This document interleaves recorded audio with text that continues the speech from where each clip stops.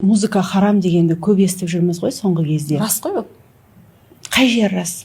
Енді харам дегенде енді жаңағыдай мысалы ол айтылды ғой. Негізі Құранда айтылды. Айтылған нәрседен қашпау керекпіз ғой. Қай жерінде айтылған? Қай жерінде екенін білмеймін, бірақ айтылған. Біріншіден, Құранда музыка харам деген бірде-бір аят жоқ. Ол пайғамбардың сүннетінде келген нәрсе, және пайғамбарымыздың сүннетінде де өзінің белгілі рүкіндері бар. Соған сәйкес қана ол харам болып саналады. Сонымен, достар, қандай музыка харам болып саналмайды? Бірінші соны айтып кетейікші. Біріншіден міне мынау.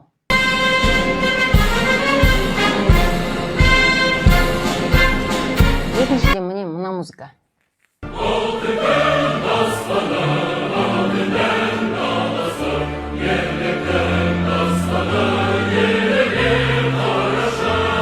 Үшіншіден мына музыка. Сан бірде, ел тосқан түрде, келетін мүлде жайдарлы.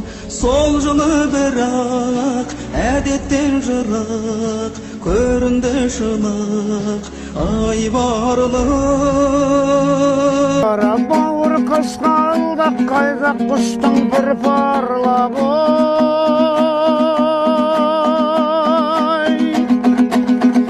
Сазын қалдау сәбидің еңбегіндей бұл халға бой. Және төртіншіден мына бір музыка. Қойса қалы қойдың, қайда қалып қойдың, бұл түйектір бүйірін, қайыр істен тойдың. Бұлардың ешқайсысы харам үкімін алмайды. Неліктен? Біреуі военный марш, ол әскери марш міндетті түрде керек.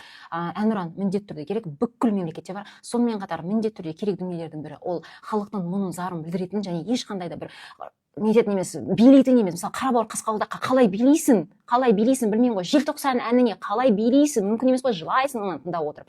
Оның сыртында баланы дамытуға арналған музыкаға ешкім бермейді. Достар, шымшық сойса да қасапшы сөйлесін деген сөз бар ғой. Музыканттардан барып, музыка харам ба, харам емес пе деген сұрақ қою дұрыс емес болып саналады негізінен. Сондықтан бұл рилсті міндетті түрде мына әйел кісілерге де жіберіп қойыңыздар. Мен жібере алмауым мүмкін, бірақ міндетті түрде сіздер жіберіп қойыңыздар. Және барлығымыз біліп жүрейік, музыканың кез келгені харам болып саналмайды. Оны арнайы үкім беретін кісілер ғана белгілеп өздері айтады.